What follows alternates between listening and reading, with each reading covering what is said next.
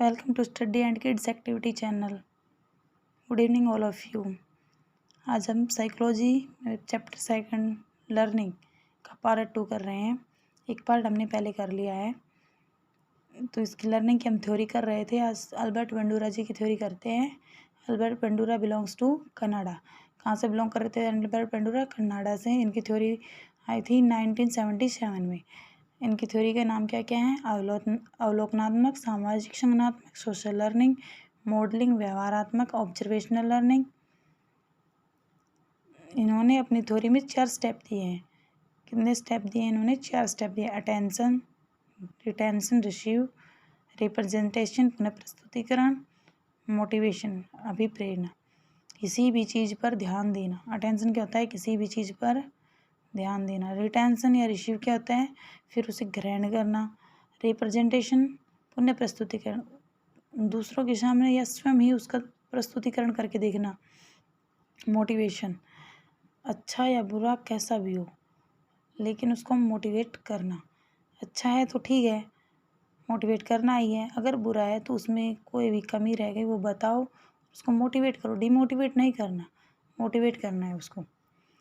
For एक example के through सीखते हैं। जैसे कि आजकल ये इंस्टा वगैरह पे या फिर ये बहुत सारे ऐप हैं, इन पे शॉर्ट वीडियोस हैं या कोई भी डांस है या कुछ भी है, बच्चे ने देखा, उसने समझा कि कैसे किया, उसने ग्रहण कर लिया, फिर उसने आपको करके दिखाया प्रस्तुत, तो आपने उसको मोटिवेट करना है। अच्छा है तो अच्छा ही, अगर वो कहीं गलती कर रहा है तो उसको बताना है और मोटिवेट करना है।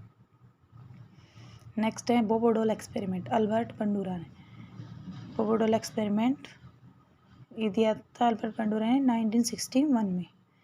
इसमें क्या है, एक बोबोडोल नाम की गुड़िया होती हैं।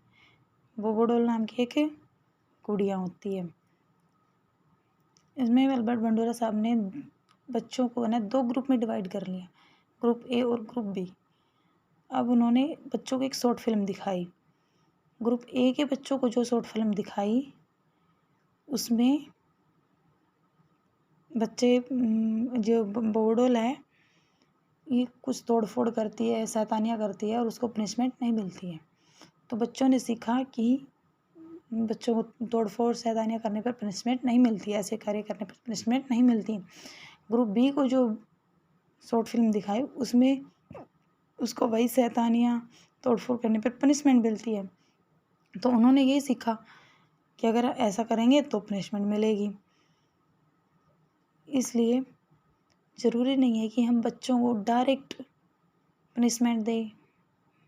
उन्हें हम नॉन लिविंग थिंग्स को पनिश करके भी हम बच्चों को सिखा सकते हैं। पनिश करके या उनको अच्छा कार्य करने पर शाबाशी दे के, मोटिवेट करके उनको हम सिखा सकते हैं। अधिगम को प्रभावित करने वाले कारक कौन कौन से हैं? पूर्व अधिगम, विषय वस्तु, वातावरण, सीखने की विधि, सहायक सामग्री, इच्छा शक्ति, प्रेरणा, मानसिक सामाजिक स्वास्थ्य। पूर्व अधिगम क्या होता है? पहले से सीखा हुआ है। विषय वस्तु, जिससे जो सीखना है उसकी विषय वस्तु क्या क्या क्या कुछ है उसके अंदर।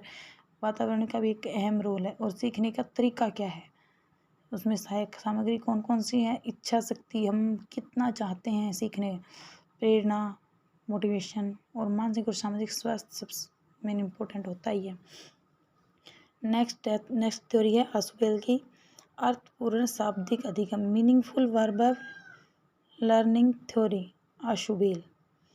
Rule to example, deductive approach. इसमें उन्होंने 4 टाइप की लर्निंग बताई है। रोट लर्निंग, रटकर, मीनिंगफुल लर्निंग, अर्थ समझकर, रिसेप्शन लर्निंग, अधिग्रहण, अन्वेषणात्मक लर्निंग, क्रिएटिव, कुछ ना कुछ करते रहना। अकॉर्डिंग टू आशुबेल, एसिमुलेशन, आत्मसातकरण। एसिमुलेशन, आत्मसातकरण कितना 4 टाइप से होता है। संयोगात्मक, कॉम्बिनेशन लर्निंग, जो भी सीखा है उसे दैनिक जीवन में जोड़ना। संयोगात्मक, कॉम्बिनेशन लर्निंग, जो भी सीखा है उसे दैनिक जीवन में जोड़ना। अधीनस्थ, सबऑर्डिनेट लर्निंग, सीखा हुआ अपने तरीके से प्रयोग करना।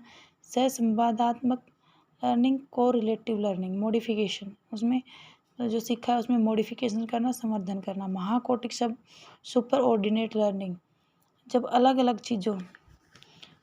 चीज़ों को कोरिलेट करके अपने हिसाब से एक कॉन्सेप्ट तैयार करना।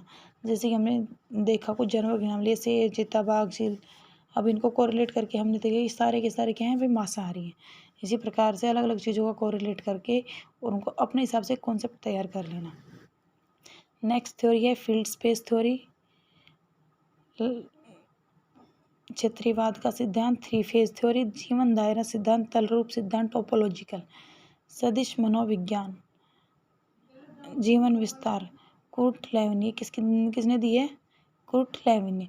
जो कुर्ट लेविन था ये गेस्टाल्टवादी नहीं था, परंतु इसने हेल्प की थी गेस्टाल्टवादियों की। सामाजिक मनोविज्ञान का जो पिता है किसको कहा जाता है? कुर्ट लेविन को। सामाजिक मनोविज्ञान का पिता किसको कहा जाता है? कुर्ट लेविन को। L=F×P×E। L क्या होते हैं? Learning, F function, P person, E से environment. Learning function into person into environment. 3 phase theory, जीवन दायरा। इसमें क्या? जीवन दायरा नंबर 1, जीवन दायरा इन्वायरमेंट के साथ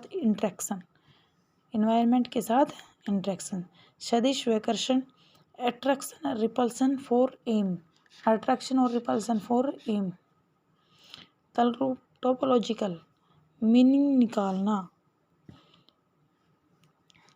एक ये है बच्चे ज्ञान के निर्माता होते हैं, ये कथन किसका है? जीन पियाजे जी का। नेक्स्ट थ्योरी है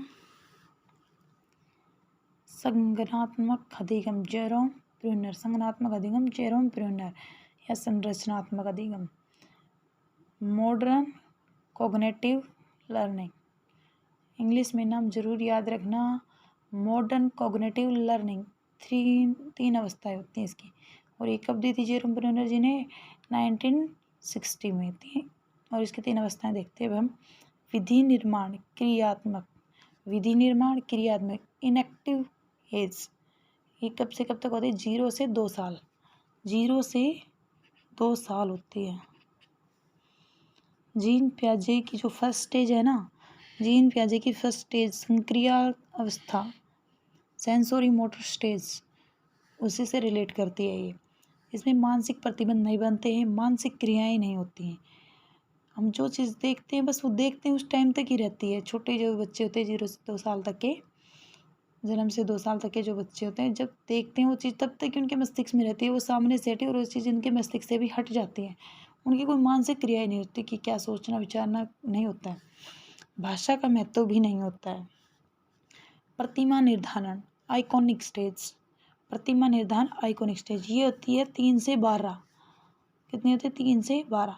इसमें बच्चे में जिज्ञासा हो जाती है, वो अनुकरण करने लगता है।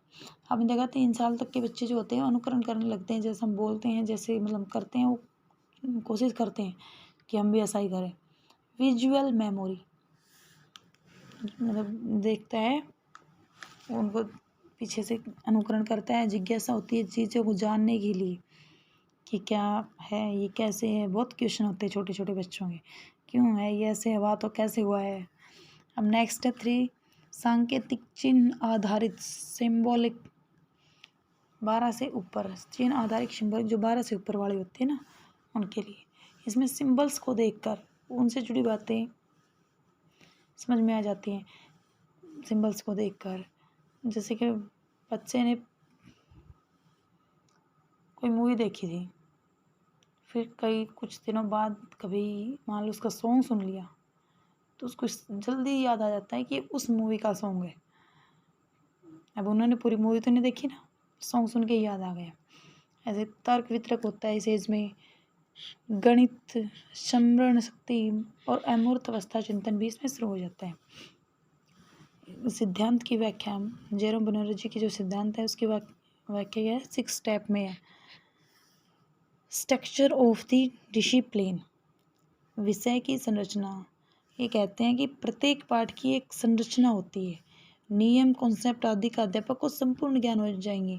जो बच्चों को पढ़ाना है, जैसे कि जो भी लेसन बच्चों को पढ़ाना है, उसके नियम का, कॉन्सेप्ट का बच्चों को संपूर्ण ज्ञान होना चाहिए। अध्यापक को उसका संपूर्ण ज्ञान होना चाहिए, नियम क्या है उसके, कॉन्सेप्ट क्या है, संरचना क्या है लेसन की।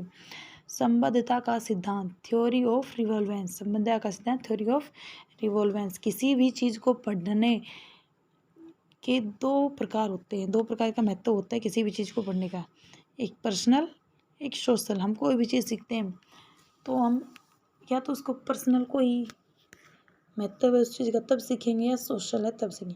अगर इन दोनों में से कोई चीज़ महत्व ही नहीं है उस चीज़ का तो हम नहीं सीखेंगे। एक महत्व तो जरूरी है तभी हम उस चीज़ को सीखेंगे।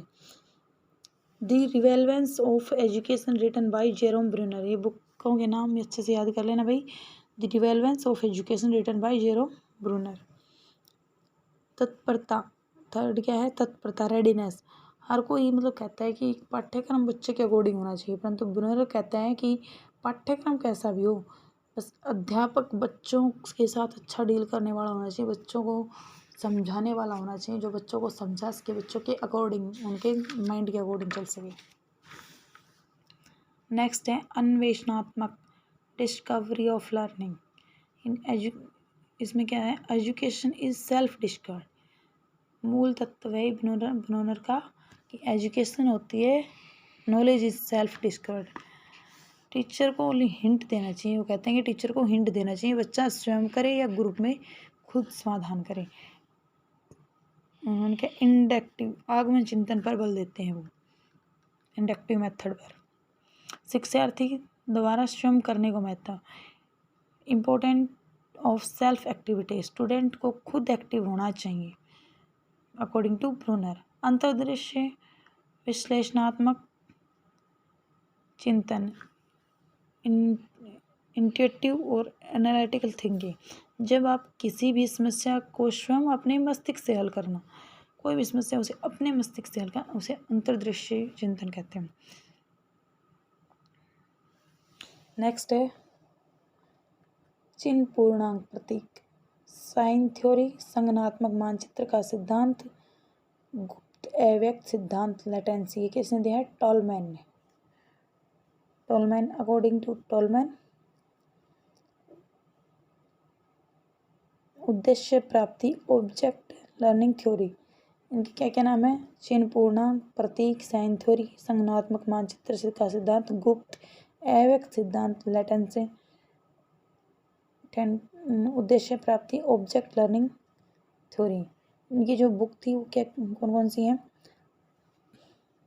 परपोजिटिव behaviour in animal and man 1932, drive towards war 1942, collected paper in psychology 1951।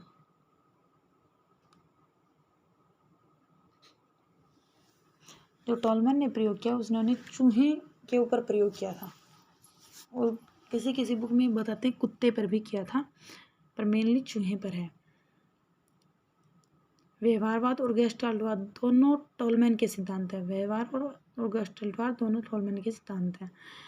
उन्होंने चूहे पर प्रयोग किया, ए के अंदर उन्होंने एक बॉक्स, मतलब ऐसे ही जो पहले से नहीं आती हैं कि चिड़िया है या सांप वगैरह दिखाते हैं, बुक्स नोटबुक के पीछे वाले पेज पे भी आती हैं, उसको वहाँ तक पहुँचाओ। तो ऐसे ही कोई रास्ता है, यहाँ खाना रख दिया, यहाँ एक चूहा है, ये जाता है ढूंढता हुआ लास्ट में पहुँच तो जाता है खाने तक, लेकिन दोबारा से फिर इसने रखा ये चूहा, अब ये उससे जल्दी जाए क्योंकि इसको ये पता चल गया इस रास्ते का। तो इसमें यही है कि एक बार जो काम है वो करने के बाद दोबारा से अगर उसी काम को करते हैं ना, इसमें रिपीट पर महत्व दिया गया है कि हमें एक बार करने से कोई काम नहीं होता, तो उसको बार बार रिपीट करना चाहिए। अब ये रिपीट कर दोबारा से करेगा तो इस टाइम के बजाय इससे जल्दी पहुंच जाएगा, ए के बजाय बी वाला जल्दी पहुंचेगा।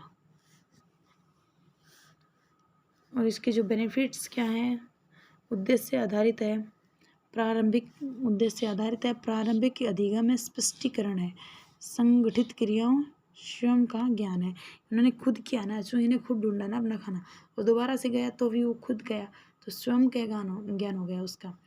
Thank you. Please like share and subscribe my channel. Next हम करेंगे कल।